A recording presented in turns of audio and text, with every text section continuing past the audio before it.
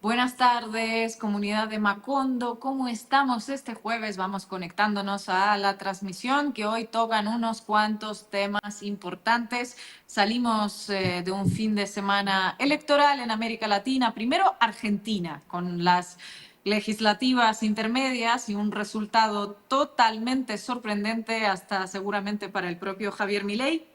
Después de deuda y más deuda. Después, en medio de esta bicicleta financiera de la que los ricos se vuelven más ricos y los pobres más pobres. Después de los 3% de coimas de Karina Milei, la criptoestafa Libra, después del narcocandidato expert, la Libertad Avanza saca más del 40% de los votos y una se pregunta tanto papel ha tenido, tanto importa esa respiración asistida que le prestó a Javier Milei Donald Trump. ¿A qué se debe ese resultado? Ha habido unos cuantos análisis interesantes a lo largo de esta semana.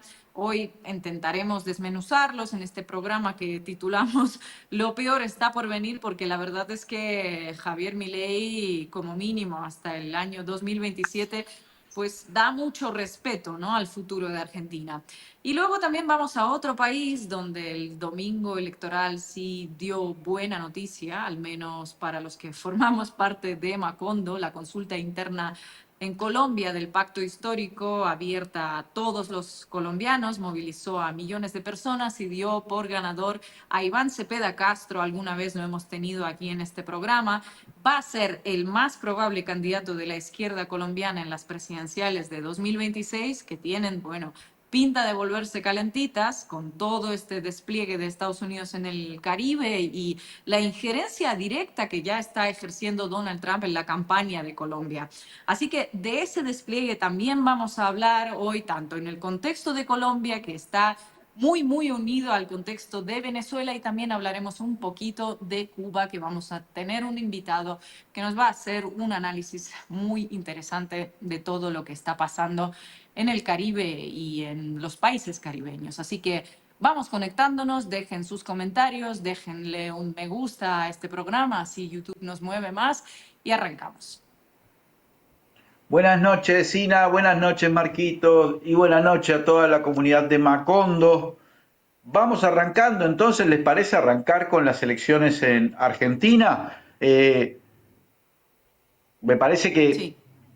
es el tema político, por lo menos en Sudamérica, en el Cono Sur, que era, uno pensaba que iba a ser el tema dominante, pero el resultado electoral argentino del pasado domingo, pero se han sucedido también en las últimas horas otras cosas que merecerán más adelante análisis, pero que hay que analizarlo también. Me refiero fundamentalmente, por lo menos acá en Uruguay se está discutiendo mucho o se está pegando mucho la noticia de lo que ha sucedido en Río de Janeiro con la operación militar sobre el Comando Vermelho y todo eso, porque también habla de las políticas de seguridad de la derecha y esas cosas entran en la discusión, ¿no? No solo la política económica. Pero vamos con Argentina, con el resultado electoral del domingo pasado. ¿Fue sorprendente? Sí, si uno mira lo que había sucedido el 7 de septiembre había sido la elección en la provincia de Buenos Aires, la paliza que había recibido la Libertad Avanza en esa elección, perdiendo por 14 puntos, tuvo un impacto rápido, además desde el punto de vista económico y en la moral, si se quiere, de todo el mileísmo o de la ultraderecha argentina, pero el impacto económico fue tal que Argentina recurrió, Milei y su equipo económico recurrió directamente a los Estados Unidos, a Donald Trump, a decir: vení a salvar la plata acá, porque si no esto es un desastre. Todas esas conversaciones que llevaron al equipo económico liderado por Toto Caputo a instalarse directamente en Washington. Recordemos que se instalaron 2 semanas, todo el equipo económico pues se trasladó a los Estados Unidos y supuso las negociaciones directas con Donald Trump y con Scott Bessent, jefe del Tesoro norteamericano, y lo que supimos, que al principio parecía como ridículo, ¿recuerdan? Donald Trump le regalaba un tweet impreso, pero empezó a aplicar una suerte de programa, de decir a Milei, te vamos a rescatar, te vamos a dar la plata, pero va a depender del resultado electoral de que traen la elección de medio término, pero todo muy grueso, muy torpemente. Argentina me lo voy a comprar acá, le vamos a dar un swap de 20.000 millones de dólares y después 20.000 millones de dólares más, y además vamos a intervenir en el mercado directo, comprando pesos el tesoro estadounidense para evitar que la moneda se devaluara y que hubiese una crisis inflacionaria en estos 40 días. Y el impacto fue claro. Lograron contener esa variable usando plata, pero miles de millones de dólares, ¿no? Y aplicaron una suerte de terrorismo psicológico sobre Argentina, que era o gana Milei o nos vamos. Y se te van a ir todas las variables, todo el dólar, la inflación va a destruir el país. Bueno, llega la elección del 26 y podemos desconocer que eso tiene un impacto importante. O sea, lo hicieron con ese objetivo. El propio Donald Trump dijo, ganamos. Sí. O sea, yo le adjudico a esa operación de los Estados Unidos, directa, injerencismo total, una parte importante del resultado electoral. Se lo atribuyo. Ustedes podrán decirme, no. Yo creo, diciéndolo de otra manera, si Estados Unidos no interviene con 40.000 millones de dólares, yo creo que el resultado electoral es otro. Y la situación económica en estos 40 días hubiese sido otra. Entonces, para campaña electoral, estamos hablando de la campaña electoral más cara del mundo, ¿no? 40.000 millones de dólares en un mes para ganar medio término. Es medio impactante, ¿verdad? Pero para mí hay que decirlo así. Y bueno, dejo por ahora esta intervención porque quiero después hacer un análisis también en relación con otras elecciones de medio término, porque no es que el peronismo haya ganado en tantas elecciones de medio término como para decir que sorprende que pierda una.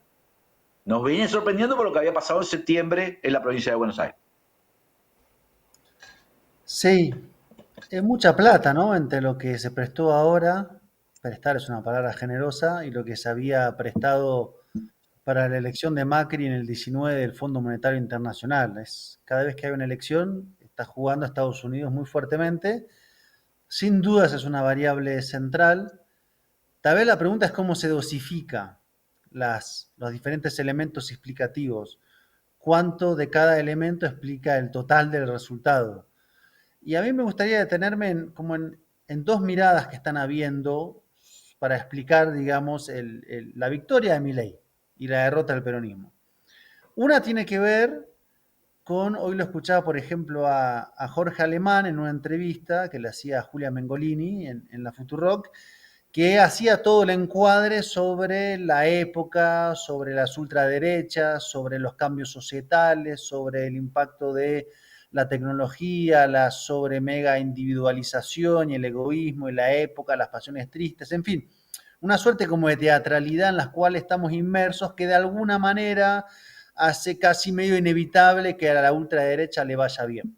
Ahí hay toda una línea de análisis.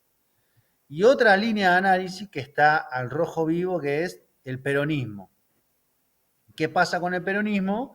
Que viene perdiendo elecciones de manera muy recurrente y que no cambia de fórmula, no cambia de discursos, no cambia de voces, y a eso se suman, digamos, más elementos del debate de si estaba bien o no estaba bien desdoblar las elecciones en provincia en septiembre con las de octubre, pero que en el fondo tiene que ver un nivel de análisis sobre la ultraderecha y sus capacidades de época, y otro nivel tiene que ver sobre el peronismo.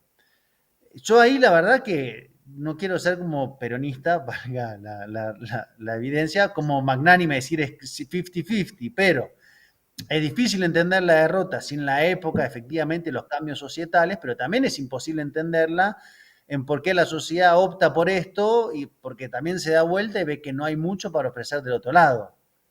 Y creo que con esto que pasó, reemerge de forma dramática todos los debates no dados. Desde que se perdió, por ejemplo, que pones a los mismos candidatos desde hace años y nunca ganan en elecciones, para poner un solo caso de ejemplo, a que no estás proponiendo nada muy nuevo ni nunca hiciste un balance muy profundo sobre por qué te fue tan mal, digamos, ¿no? Entonces, están las dos cosas. Yo no sé en cuál prefieren detenerse. Una es un poco una suerte como de proceso de desgarramiento, tipo ya fue, no hagamos más lo que estamos haciendo, y otra es un poco exculpatoria, tipo la época. Bueno, no sé, Ina, ¿cómo ves eso?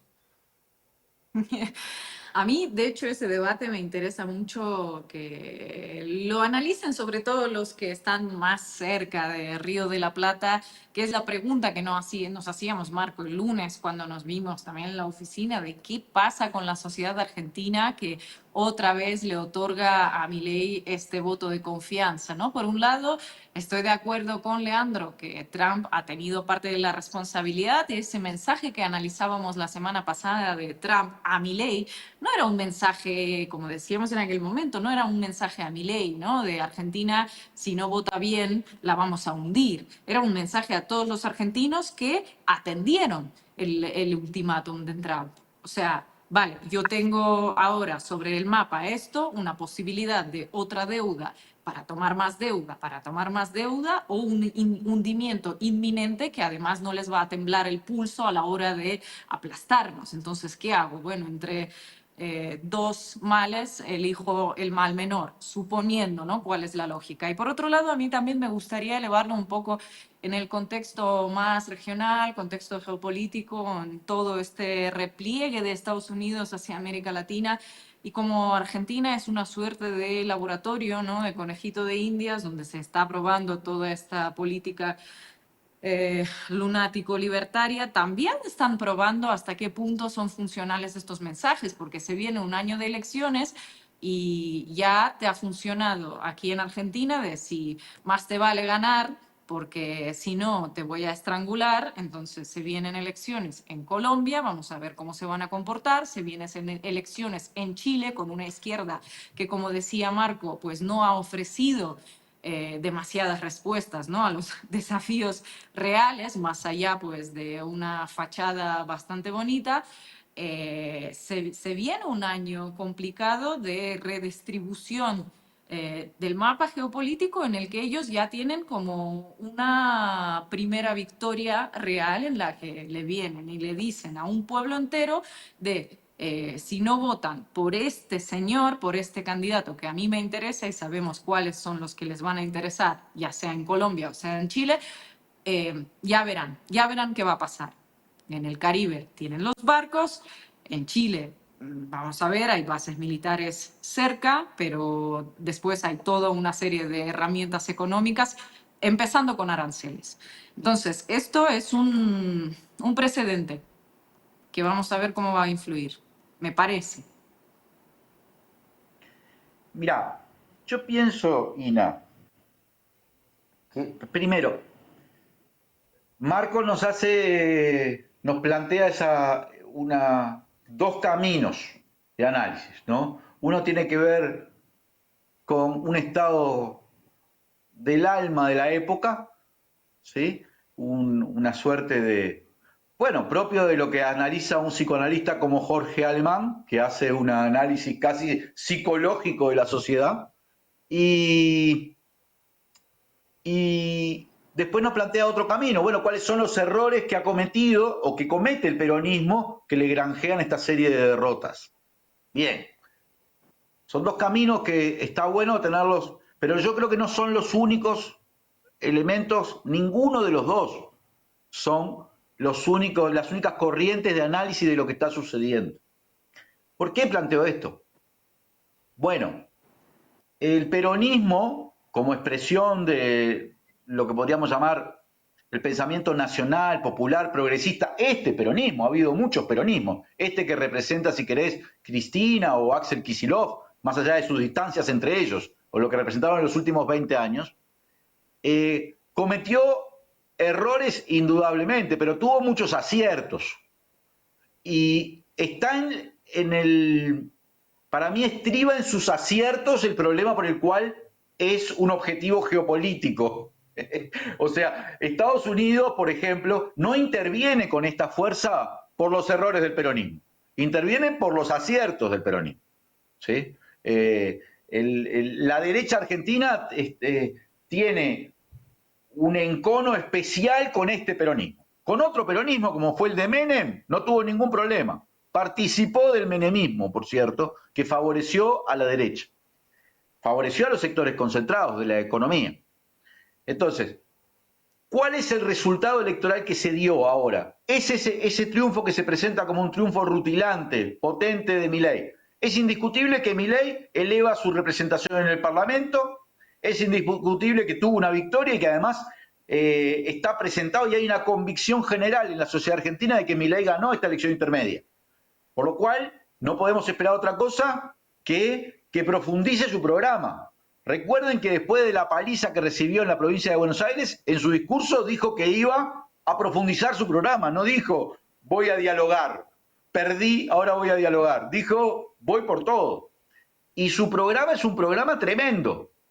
Lo decimos en la presentación, lo peor está por venir. Estamos hablando de la reforma laboral, por ejemplo, que es lo que se está discutiendo ahora, donde quieren pasar de las 8 horas a 12 horas la jornada de trabajo, por ejemplo, y eliminar la indemnización por despido y suprimir las leyes laborales que caracterizan a la Argentina en los últimos 70 años. Ahora, su victoria fue tan rutilante, llegó a un nivel de aceptación social que le permite avanzar con ese programa sin cuestionamientos. Bueno, yo tengo muchas dudas de eso. La victoria, por ejemplo, que tuvo Macri en la elección de medio término cuando él gobernaba fue mayor que esta. Y 2 años después perdió, pero por destrozo, contra Alberto Fernández. O sea, ya Víctor Hugo Morales lo señalaba el otro día. Recuerden que cuando Macri ganó la elección intermedia dijo, voy a gobernar por 20 años. Recuerden que en esa elección de medio término perdió la propia Cristina en la provincia de Buenos Aires contra un candidato como Esteban Bullrich. Hubo una elección intermedia antes, unos años antes, donde el que perdió fue el propio Néstor Kirchner. ¿Se acuerdan? Contra que es Colombo argentino, que no me acuerdo ahora De Narváez. de Narváez. El peronismo no gana en la elección de Pero medio término entonces, desde el 2005. ¿cómo analizarlo? ¿Cómo analizarlo? ¿Por qué? Que la gente no quiere cambiar, quitarle el voto de confianza al gobierno a medio término. ¿Cuál sería la conclusión? Porque yo veo este análisis que sí es un argumento muy interesante de que ganaron las intermedias, eso no quiere decir nada, no significa que van a ganar las siguientes elecciones. Pero ¿por qué ganaron las intermedias? Esa es la pregunta Bueno, que me interesa, más allá de Trump. Con todo lo que bueno, vienen no, está acumulando, bien. ¿por qué Yo creo que tanta gente el voto decidió unificado, votar que sí? Hmm. primero porque fueron exitosos en unificar el voto de la derecha. Estamos hablando de que se presentó la Libertad Avanza, pero era la Libertad Avanza y el PRO, o sea, Milei y Macri, juntos. No estaban divididos, no es que tenían... Y Eso me parece eso, importante. y eso presionó a Estados Unidos también para eso, digamos. De hecho, el discurso conciliador de Milei la noche de la victoria, conciliador hacia el campo de la derecha, es eso. Y efectivamente concentraron todos los votos de la derecha y las fuerzas de centro quedaron muy menguadas. Ahora, yo insisto, vos decís en el 17 ganó Macri y después perdió en el 19, pero en el 19 había una propuesta alternativa que no había defraudado. El problema es que vos venís de una defraudación. Entonces, ¿cómo se lava una defraudación socialmente? ¿Cómo le haces ver a la sociedad que ya no sos aquel que la defraudó? No sé, pero cuál es la reformulación? Lo que está claro es que si no Bueno, reformulás, si pones a los mismos jugadores en diferentes lugares de la cancha, la gente ve la foto y dice, pero pará, ese mismo equipo, pero a uno le pusiste la 5, a otro la 10 y al 3 la 9. Pero acá están jugando lo mismo, muchachos. Y me dicen lo mismo. bueno, Pero ustedes me cagaron. O sea, quiero decir, entonces, no hay un efecto automático de desencanto o reencanto. Sobre una sociedad que vota poco. El otro día lo decíamos, el total de los votantes de Milei es 26% del padrón. Que el padrón no es la totalidad ni siquiera de la sociedad. No es que la También la mayoría apoya a Milei. desmovilización sorprende. Digo, si el país está tan mal, si la situación económica si el dólar se queman reservas de forma diaria para sostener artificialmente el dólar, ¿por qué no hay como un pronunciamiento mayor popular de vamos a votar en contra? ¿Por qué la gente no sale de la casa para decir que no voto a esto? Bueno, por eso, me parece que, Ina, hay varios como factores. Yo quería plantear por ejemplo, que habían logrado exitosamente unificar las fuerzas de la derecha. Y también habían logrado exitosamente que no estuvieran del todo unificadas las fuerzas de la oposición.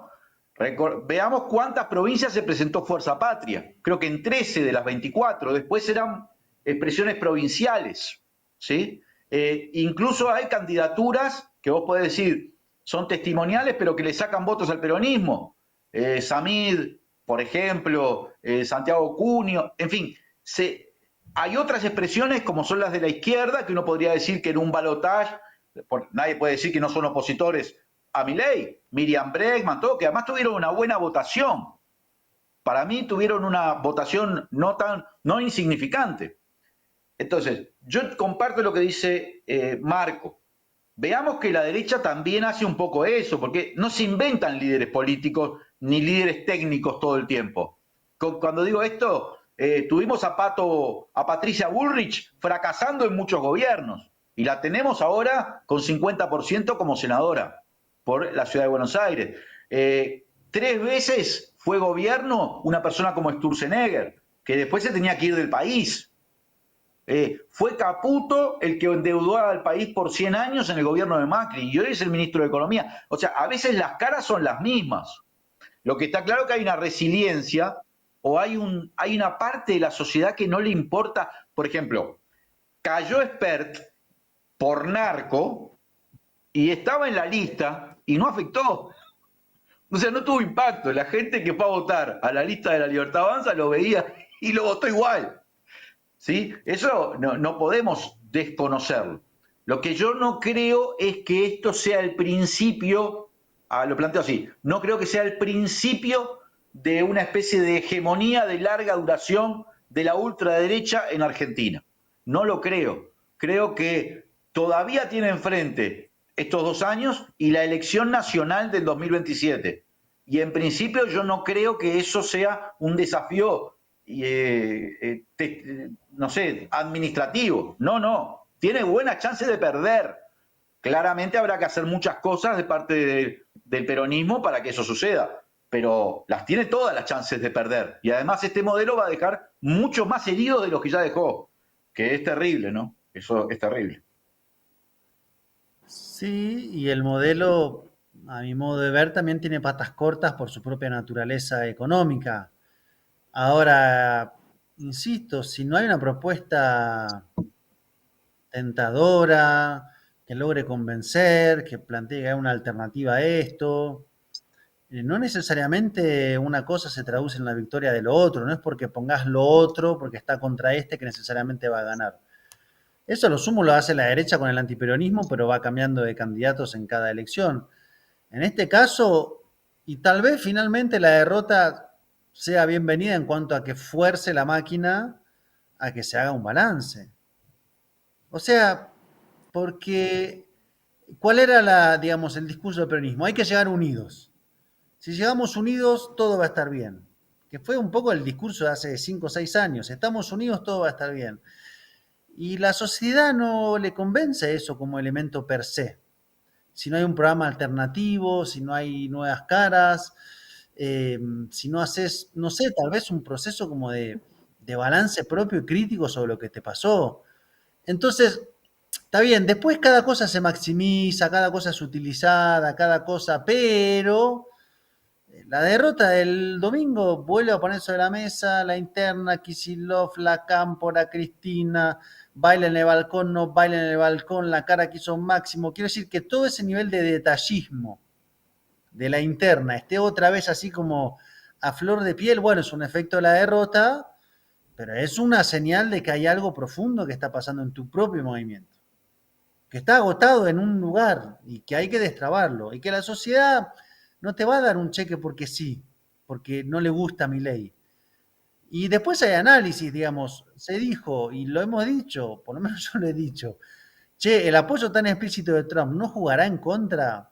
Bueno, evidentemente hay un sector de la sociedad que le hizo recobrar confianza, que dijo, no, pará, si Trump está jugando así, es que la cosa va a aguantar. Y volvió a generar expectativa en que el modelo no se va a agotar mañana y que por lo tanto hay que darle un crédito más, un chance más. ¿Hasta dónde? ¿Cuándo la gente se cansa? ¿Cuándo dice hasta acá? No lo sé. Lo que sí sé es que si ese hasta acá no está acompañado de alguien enfrente que tenga un discurso fuerte, una estructura fuerte, una alternativa para proponer, está difícil. Entonces, ojalá la derrota sirva para evitar lo que se evitó el 7 de septiembre, como no fue bien, que fue, bueno, que hay que debatir si igualmente no va bien. Hay un propio desencanto de Milei que se traduce y no se traduce nada. Y luego dice, si Trump está jugando así, es que la cosa está fuerte, ¿no? Y también dice, si Trump está jugando así, es que hay algo muy serio en juego, ¿no? O sea, el Servicio Geológico de Estados Unidos debe haber tenido trazado ahí una serie de estudios que le prometen muchas cosas en Argentina de aquí a 2027 que se pueda extraer a cambio de ese apoyo, supongo, ¿no? El otro día estuvimos analizando todo ese tema de las tierras raras, del cual China posee las mayores reservas. La segunda reserva más grande es Brasil, con la que Trump está recuperando la relación, pero Argentina también tiene mucho. Argentina tiene litio, Argentina tiene uranio, entonces vete tú a saber que desde luego esto va a estar todo opaco y bajo el estricto secretismo, pero seguramente hay puestos sobre la mesa una cantidad de recursos minerales naturales exactamente de la misma manera en la que lo puso Zelensky en el famoso acuerdo de minerales con Trump. Y ya no se trata únicamente de la deuda con el FMI que van a pagar los argentinos, generaciones de argentinos a lo largo de toda la vida, sino que todo el país, el subsuelo y todo lo que están pisando está depositado. Sí, totalmente. Y después lo otro, digamos, para ir linkeando al tema que vamos a ver ahora, también es Estados Unidos jugando abiertamente en la campaña electoral. No es que sea del todo nuevo, pero con este nivel de obscenidad es por lo menos impactante, digamos, ¿no? Fue como agarrar, Milei se estaba cayendo, lo agarraron así por la solapa del traje, lo levantaron, lo volvieron a sentar y dijeron, acá está la plata, acá está la estabilidad, vamos a la campaña electoral. Bueno, habrá que acostumbrarse a varias elecciones donde se juega de a tres. La izquierda o lo nacional, popular o el progresismo versus la derecha local y Estados Unidos. Y con los tres jugadores muy claramente alineados sobre la cancha. Acá el que no la ve Y es esto porque lo no quiere. vamos a ver en Colombia, por eso Marcos decía que eso engancha con el tema que vamos a ver ahora después de la tanda publicitaria.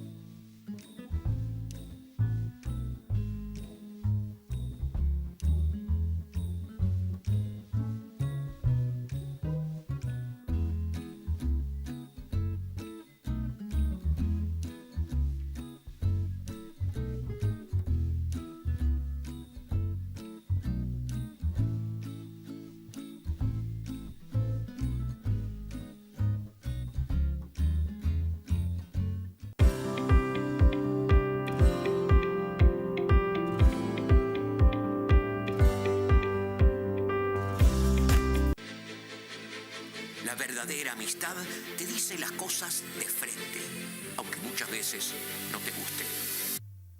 Porque tiene la honestidad por virtud y es auténtica. Prioriza la confianza por sobre todas las cosas. Es que la amistad asume el compromiso de estar siempre, sobre todo en las malas. Para que cuando lleguen las buenas, sean una verdadera fiesta. No importa el momento, la hora o el lugar, su voz siempre te hace sentir como en casa. Caras y caretas, una voz amiga. Suscríbete ahora.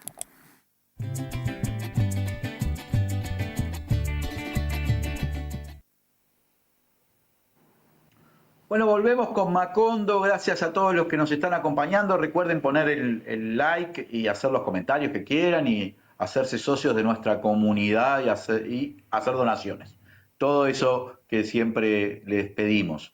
Vamos ahora nos vamos un poquito al norte de Sudamérica, a Colombia. También creo que es necesario, Colombia como punto de partida, porque tuvo esta elección, el pacto histórico, que no sé si vale la pena recordar que hubo todo intentos para intentar que no pudiera darse, que no pudiera producirse esta confluencia del pacto histórico para elegir su candidato o su precandidato a la presidencia de la República, pero finalmente se produjo la elección, votaron más de 2 millones de personas, número que me impactó. Yo esperaba una votación alta, pero no tan alta, no sé qué piensan ustedes, estoy lejos de Colombia, pero bueno, sigo la información y a veces creo que también nos contaminan los medios de comunicación, ¿no? Porque realmente no sabía, un nivel de movilización muy grande, más de 2 millones de personas para elegir entre las candidaturas, fundamentalmente para elegir entre Iván Cepeda y la ex ministra de Salud, Carolina Corcho. Iván Cepeda venía con un favoritismo importante, incluso lo veníamos hablando acá hace un tiempito. ¿Recuerdan cuando se produjo la formalización, la condena de Álvaro Uribe? Bueno, incluso Iván estuvo acá en el programa hace un tiempo, ¿verdad? Y ganó con un 65% de los votos, lo que lo pone prácticamente como el precandidato. De hecho, Carolina Corcho lo reconoce y entonces podemos decir que el pacto histórico, que el petrismo, llamémosle así, tiene un candidato y tiene un candidato fuerte y con un respaldo de elecciones internas importante. Pero todo esto se da en un contexto donde Estados Unidos está directamente atacando al presidente de Colombia y a las expresiones políticas de la izquierda colombiana, pero ahora incluyendo en la lista Clinton a Gustavo Petro, amenazando, llamándolo líder narco, metiéndolo como en la misma bolsa que ya está metiendo Venezuela como responsables del narcotráfico. Entonces es un escenario tenso. Y mientras tanto, Gustavo Petro movilizando y con una retórica también dura hacia los Estados Unidos. Creo que ese es el escenario que está abierto, esta elección de Iván Cepeda como precandidato y con el despliegue de tropas, barcos, submarinos, portaaviones y retórico de los Estados Unidos, sobre todo a través del propio Donald Trump, de Marco Rubio y de sus alrededores.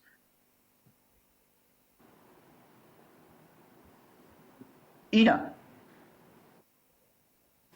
Bueno, creo que primero a mí también me ha sorprendido la cifra de participación, por más que la consulta fue abierta a todos los colombianos, no ha habido ningún evento más en este día, no ha habido ninguna elección más y tiene 2,7 millones de votos, 2.700.000 personas.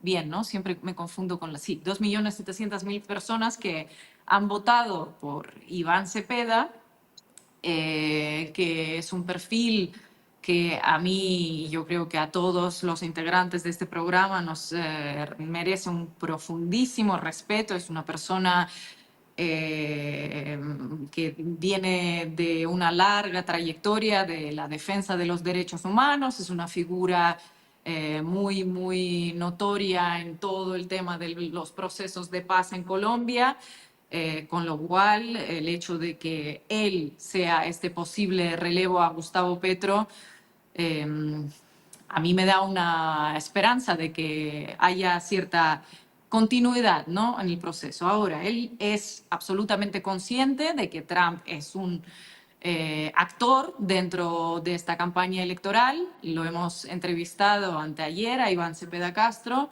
y dice estar preparado para afrontar con diplomacia todo lo que se venga. Lo que pasa que Trump y la diplomacia, Marco Rubio y la diplomacia, con todos esos portaaviones que ya tienen y con todos los asesinatos, pues son cosas muy alejadas, ¿no? Entonces les propongo ver un poco este papel que va a tener Colombia en este despliegue, el papel que está jugando ya Venezuela en toda esta estrategia, Cuba también.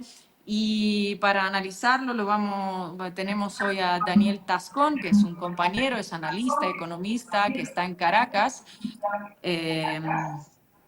Que tiene unos análisis muy interesantes que alguna vez ha compartido conmigo en privado y me parece que hoy estaría bueno escucharlo en el programa. Daniel, si puedes silenciarnos porque oímos un ligero bienvenido a Macondo.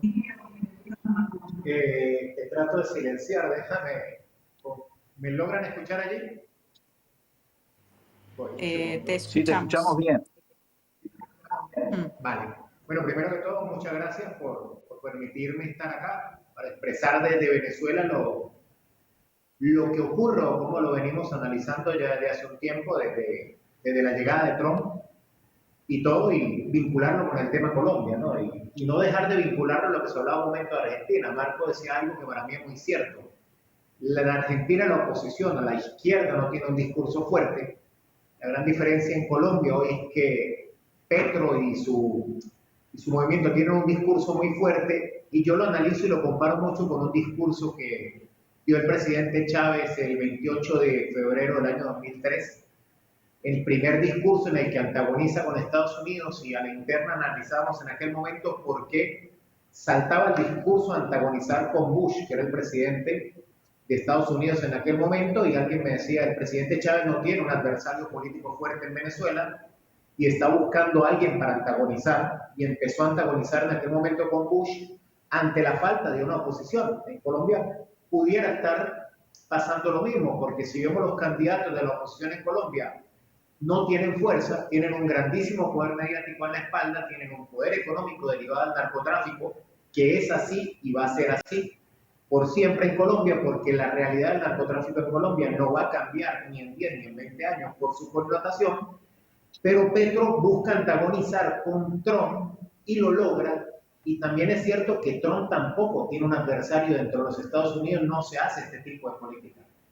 El discurso de Petro en Naciones Unidas es una rareza para Trump. Trump puede tener un discurso agresivo con sus adversarios, pero no está acostumbrado a que sus adversarios tengan un discurso tan fuerte como el que ha tenido Gustavo Petro. Incluso más fuerte que el que tienen los actores políticos venezolanos de izquierda para con Donald Trump. Si ustedes analizan las palabras de Petro contra Trump, son mucho más fuertes que las palabras que diplomáticamente maneja el presidente Nicolás Maduro, o que hoy manejan actores políticos en Venezuela como el mismo Diosdado Cabello.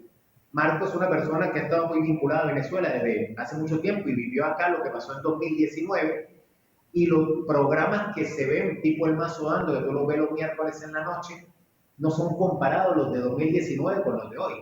Esos son mensajes que nosotros podemos analizar como que hubiere una negociación por detrás, y eso se lo comentaba Ina en privado. No se ha sancionado ninguna persona en Venezuela en este gobierno. Lo primero que hizo Trump cuando tomó el control del gobierno en Estados Unidos fue hacer todo el movimiento conspiratorio en el año 2017, que se salió de control y que terminó una constituyente en Venezuela, que fue lo que logró apaciguar las calles. En este momento no se ha sancionado a nadie, no se han sancionado a empresas, y se han sancionado en la calle en Venezuela personas que no tienen absolutamente nada que ver con la política. Personas que son de unas realidades creadas como el Tren de Aragua, pero no se ha sancionado a una institución venezolana, a un funcionario venezolano. Se siguen manejando los acuerdos petroleros. Chevron está prácticamente trabajando en la sombra sin que nadie, absolutamente nadie, diga nada. Y quien ha cancelado el acuerdo de gas ayer, que es súper importante, no solamente para Estados Unidos, sino también para Europa, con Trinidad y Tobago, es el gobierno de Venezuela. El gobierno venezolano, volviendo al tema de Colombia, no antagoniza hoy con Estados Unidos como lo está haciendo Gustavo Petro. Y que no vaya a la reelección Gustavo Petro le va a permitir a él ser el que antagonice con Trump, mientras que Iván Cepeda pueda pasar bajo la sombra manteniendo un discurso diplomático. Pero creo que la realidad está bien estudiada, que creo que no va a cambiar el escenario, creo que Estados Unidos va a seguir presionando sin saber dónde presionar en un fango en el que él solo se metió. Porque Estados Unidos, en todos los fangos geopolíticos en que se mete, el problema no es cómo entra, sino cómo sale. Y aquí lo hemos manejado mucho a la interna. Estados Unidos puede entrar a Venezuela porque tiene una fuerza militar formidable, más allá de que hayan venido siempre en deterioro y perdiendo capacidad. El problema no es cómo entra, sino cómo canta victoria. Cómo canta victoria en Colombia y cómo canta victoria en Venezuela. Veamos lo que pasó en Israel en junio, y Estados Unidos cantó victoria de unos ataques que son bastante dudosos si fueron exitosos o no. ¿Qué va a pasar en Venezuela? Lo que nosotros analizamos acá es lo mismo que pudiera aplicar a Colombia. ¿Qué va a hacer en Colombia? Colombia, lógicamente, tiene mucho más vínculos con Estados Unidos que Argentina. Colombia tiene un TLC, las fuerzas militares colombianas son formadas bajo el esquema norteamericano, tiene 7 bases militares en Colombia. Tienes todo el control del narcotráfico institucionalizado en Colombia y lo maneja la DEA. Entonces, eso es lo que nosotros vemos acá. Vemos que Estados Unidos está enlodado, pero de acá a las elecciones de Colombia yo no veo que vaya a cambiar el panorama. Es para mí poco probable, porque todo lo que está haciendo Trump con Petro es meramente reactivo. Trump no está siendo el proactivo, el que marca la agenda. Es Petro quien ha retado a Trump y quien sube la vara a partir del discurso de Naciones Unidas. Es la primera vez que un presidente de un país latinoamericano va a Estados Unidos y pide que las fuerzas militares norteamericanas desconozcan a su comandante en jefe. Ni siquiera en los años de más fuerza política del comandante Chávez, cuando tenía aquella relación con Estados Unidos de llevar el Hitler Oil a través del senador Edward Kennedy y todo esto, se vio un discurso tan agresivo del presidente Chávez con Bush en territorio norteamericano. Entonces, no creo que Petro, que es una persona sumamente inteligente y que sabe medir bien los tiempos políticos, vaya a dar este discurso sin pensar cómo va a responder de acá a las elecciones a todos los ataques que va a tener desde Estados Unidos. Daniel, gracias por estar en Macondo. Ahora, uno se preguntaría, viendo las consecuencias del ataque diferenciado con diferentes métodos, pero parecido sobre Venezuela y sobre Colombia, simultáneo que está haciendo Estados Unidos, que finalmente termina produciendo un acercamiento entre los dos gobiernos.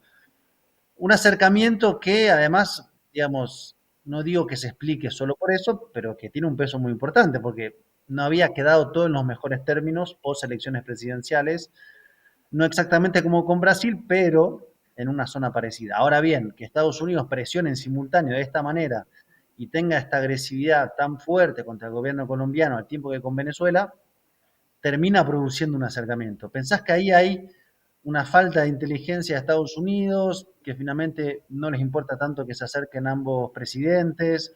¿Cómo explicás eso? Porque uno de afuera ve, bueno, que lo que está terminando por producir es que Petro y Maduro estén, no sé si espalda contra espalda, pero por lo menos cuidándose ante una agresión común o amenaza.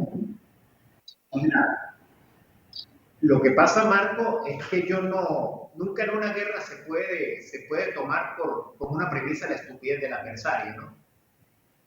También es cierto que Estados Unidos se viene a Sudamérica y se viene al Caribe porque se está replegando, como todos los imperios.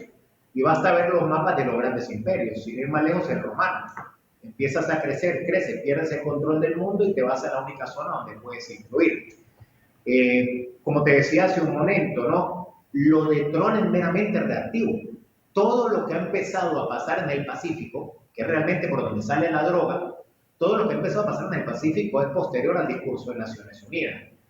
¿Pudiéramos analizar a priori que es torpeza de Estados Unidos? Sí, pero yo también pudiera analizar un poco y decir que Estados Unidos no nos ha sancionado porque está esperando el momento adecuado cuando se den las condiciones en Siria, como pasó en Siria en diciembre, para empezar una ola nueva de sanciones y tratar de hacer que se resquebraje la unidad militar dentro de Venezuela.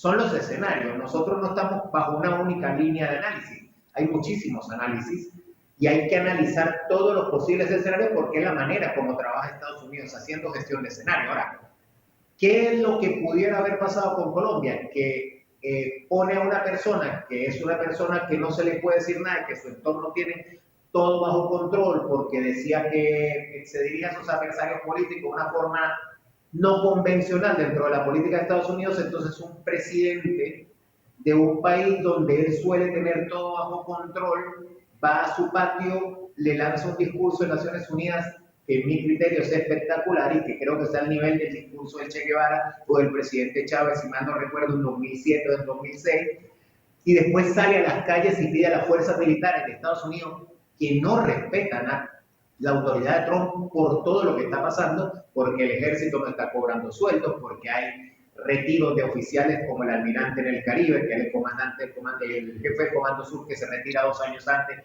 de que terminase su comisión de servicios allí y todo, y lanza un discurso que va en contra de todo. Entonces Trump responde moviendo todos los ataques hacia Colombia y dividiendo la fuerza. Pareciera torpe, sí, y lo que está logrando es que se dé una unión explícita entre el presidente Petro y Nicolás Maduro, pero no han dejado de estar unidos. Hay una realidad de apertura en la frontera que vivo yo, porque yo de hecho habito, y mi familia habita en una ciudad fronteriza, que es San Cristóbal, en el estado Táchira. Para tener un poco más de referencia a los que están afuera, es la ciudad en la que se dio la guerra de los puentes en 2019, y la frontera hoy se abrió, y hay un flujo completo de mercancías, y las mercancías que vienen de China por Colombia se nacionalizan por toda esta aduana. O sea, la frontera económica entre Colombia y Venezuela, que a Venezuela le sirve mucho, se abrió y nunca se ha cerrado. También pudiéramos estar pensando siempre en esta gestión de escenario de que lo que mantuvo el presidente Petro fue un discurso político que sirvió para ganar tiempo durante una conspiración permanente a la cual siempre se ve expuesta Venezuela, y que lo que hubiera pasado en julio del año pasado hubiera sido simplemente algo que se esperaba en los altos esferas de la política que pasase. Ojo, siempre Daniel, son escenarios. quería preguntarte sobre algo específico o información que ha trascendido desde Venezuela sobre que la inteligencia venezolana o la inteligencia de las Fuerzas Armadas Bolivarianas habrían detenido a un grupo de la CIA que estaba planificando algún atentado de falsa bandera con Trinidad Tobago o en esos ejercicios militares en Trinidad Tobago. Y quiero saber qué información se tiene sobre esto, qué grado de certeza se tiene sobre esta situación. De momento hay una noticia y la confirmaron, pero de momento no se sabe el nombre, no se sabe dónde estaba. A ver, la falsa bandera siempre latente. Vamos un poco a historia. 1898, el Maine, o el incidente del Golfo de Tonkin. Estados Unidos ha empezado todas las guerras así. Y si no hay falsa bandera, son las armas de destrucción masiva en Irak en el año 2003. O sea, es una permanente amenaza sobre Venezuela que Estados Unidos agreda a uno de sus barcos y decir que somos nosotros. No necesita unos infiltrados en Venezuela, ni necesita mucho más para decir que fuimos nosotros y ya está. Si no lo ha hecho Estados Unidos hasta ahora, porque está esperando algo. A ver, la acumulación de fuerzas en el Caribe, más allá que coloquen un gran portaaviones, que es el más grande del mundo en el Caribe, no le da a Estados Unidos ni siquiera para tomar una cabeza de playa en Venezuela. Y la guerra de Ucrania ha plasmado el arte, entre comillas, de la guerra, y sabemos que no tiene un pie de lucha suficiente. Y lo mismo tenga 50.000 hombres, tampoco te va a dar un pie de lucha para controlar territorio en Venezuela. Estados Unidos entró en Irak en el año 2003 con 130.000 hombres. Nunca controló Irak. La única solución en aquel momento de la CIA, el general Petraeus, fue pagar a los sunitas para que los sunitas no tuviesen la insurgencia activa en contra del gobierno de Estados Unidos. Estados Unidos mantuvo el inicio de las guerras privadas con los mercenarios. ¿Y en qué terminó Estados Unidos en Irak? Abandonando Irak y la creación de ISIS. ¿Y cómo salió Estados Unidos de Afganistán? Igual a cómo salió de Vietnam. O sea, Estados Unidos no gana una guerra a gran escala desde que ganó la guerra en el Pacífico en la Segunda Guerra Mundial. No ganó en Corea, no ganó en Vietnam, no ganó en Irak, no ganó en Afganistán. Y saben que un muerto en Estados Unidos, hay una frase muy famosa de la guerra de Vietnam, de Robert McNamara, que Robert McNamara era una persona que para mí, en mi criterio, era brillante y que contabilizaba absolutamente todos. Entonces, en la guerra de Vietnam, él decía, bueno, estamos ganando la guerra porque matamos a 1 por 10.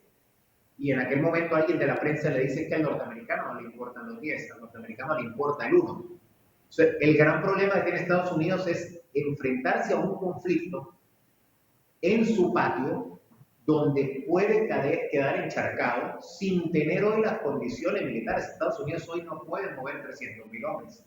Y esa es la realidad. Estados Unidos hoy no puede mantener un despliegue de 200.000 hombres en el Caribe. Entonces, ¿a dónde va a llegar Estados Unidos? Hoy para nosotros una incógnita es cómo sale de dónde está.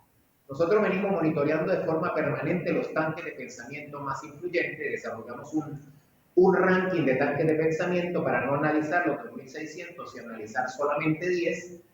Y en los tanques de pensamiento, básicamente la conclusión es cómo Estados Unidos puede declarar victoria en esta operación, porque militarmente, con lo que tiene, así mueve un portaaviones, no tiene más opción que hacer un ataque. Se parece mucho a lo que pasó en Libia en el año 1986, pero hasta hoy no sabemos qué puede pasar con Estados Unidos con el despliegue de tropas en el Caribe. Ahora, una falsa bandera siempre latente. De hecho, decimos que Pearl Harbor, Estados Unidos sabía que Japón iba a atacar. Pero Estados Unidos, con esa falsa bandera, puede llevar a una gran campaña militar como Venezuela. ¿Está en las condiciones Estados Unidos hoy? ¿Políticas, militares y económicas?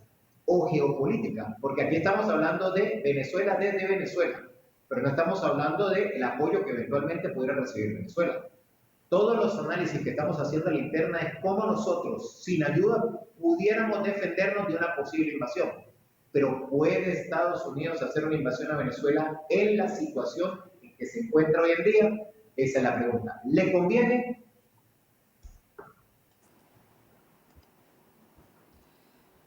Tengo ligeros problemas, me parece, con la conexión.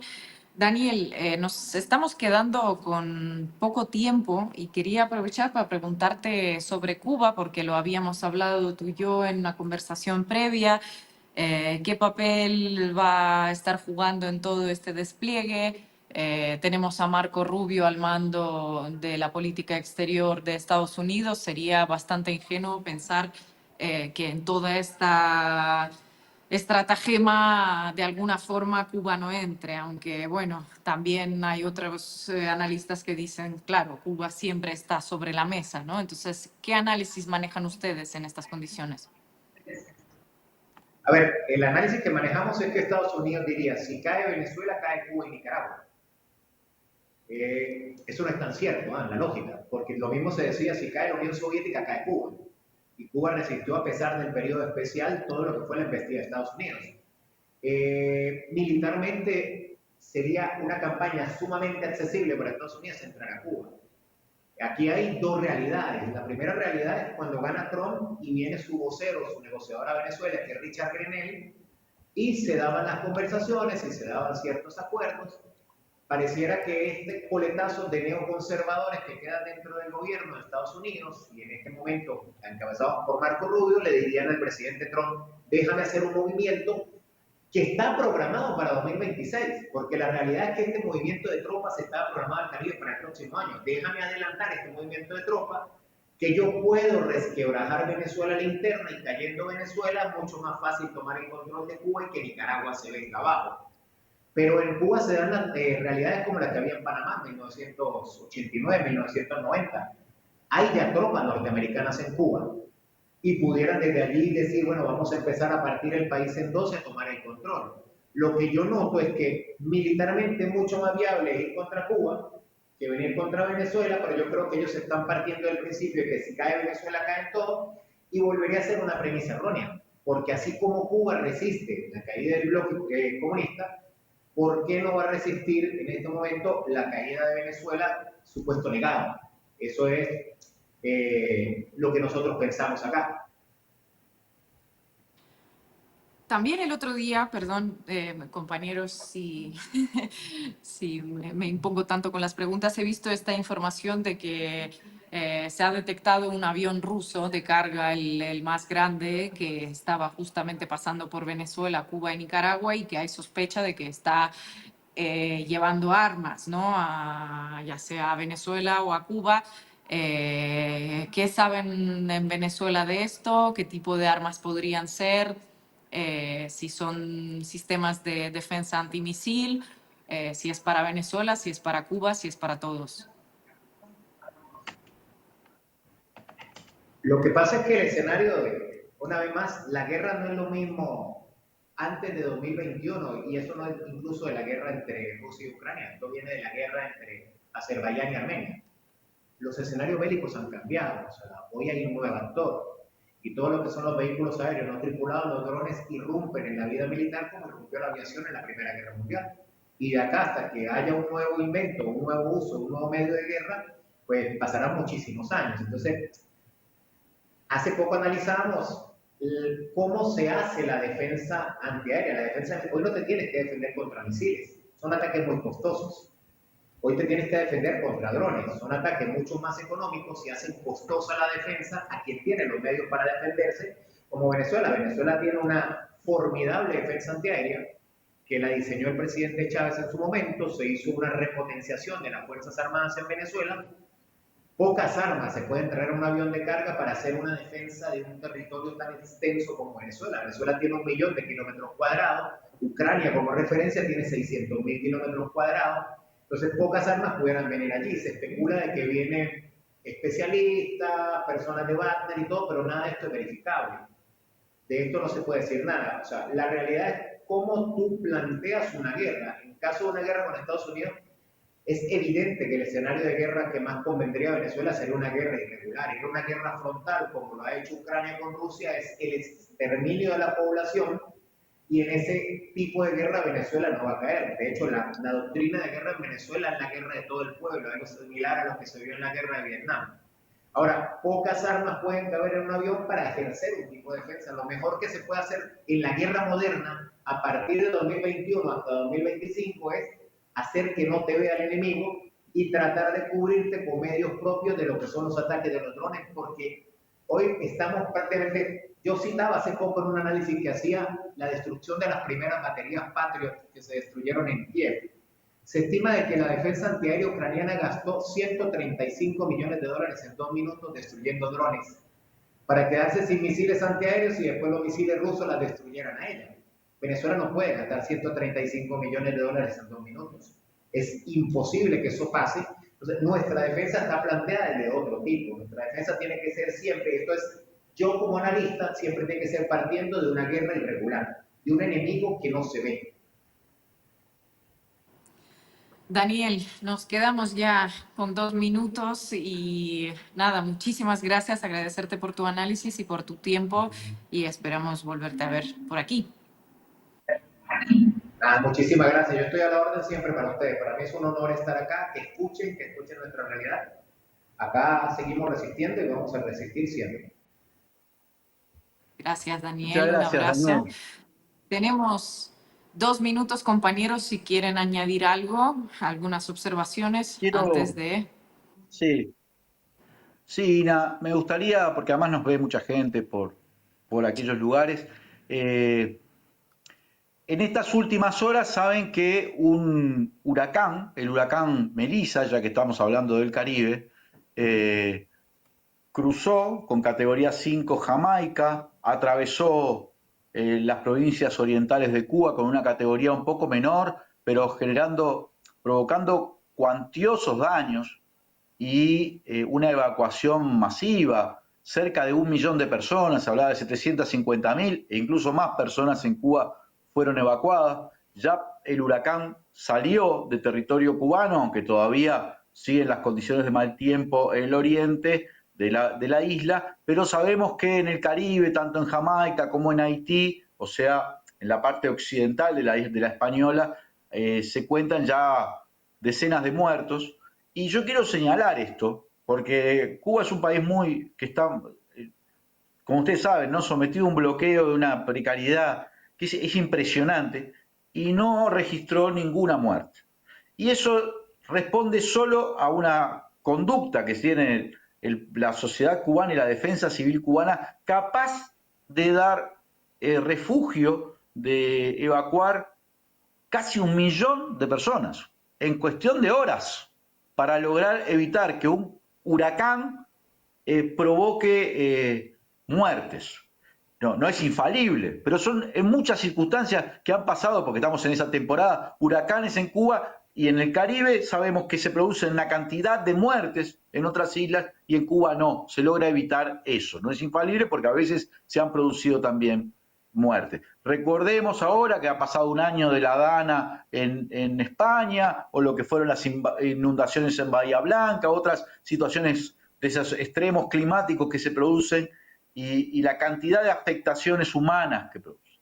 Entonces, primero la solidaridad con Jamaica, con el pueblo, también el pueblo cubano y con el pueblo haitiano y todo lo que el huracán Melissa está en este momento afectando, y señalemos también eso, porque eso para mí eso es el resultado también de un proceso revolucionario. No lo comprende el que no lo ha vivido, pero que ahí no se produzca muerte, aunque la devastación material sea enorme y ahora empiece la recuperación, es fruto de una acción colectiva de la sociedad y el Estado para evitarlo. Sin Estado, sin pueblo, en mayoría sin revolución, se producirían miles de muertes, no ni siquiera decenas, ¿no? En un territorio que es atravesado por huracanes de esta, que tienen la mayor potencia, además porque ahora con el tema del clima tienen viento de 300 kilómetros, viento de 300 kilómetros tenía el huracán Melissa. Bueno, ni siquiera en esas condiciones Estados Unidos ha aflojado ni un ápice de bloqueo,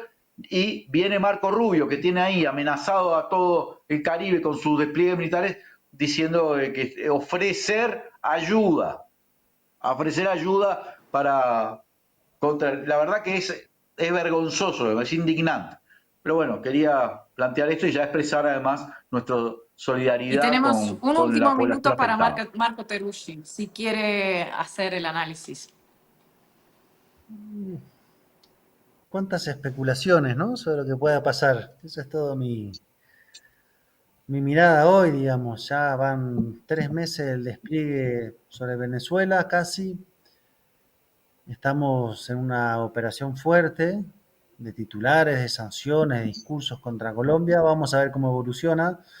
Pero en todo caso, esto ya está como sentando el clima de época, ¿no? Hablando de épocas, bueno, Estados Unidos está moviéndose así, está replegando y ya estamos viendo las consecuencias.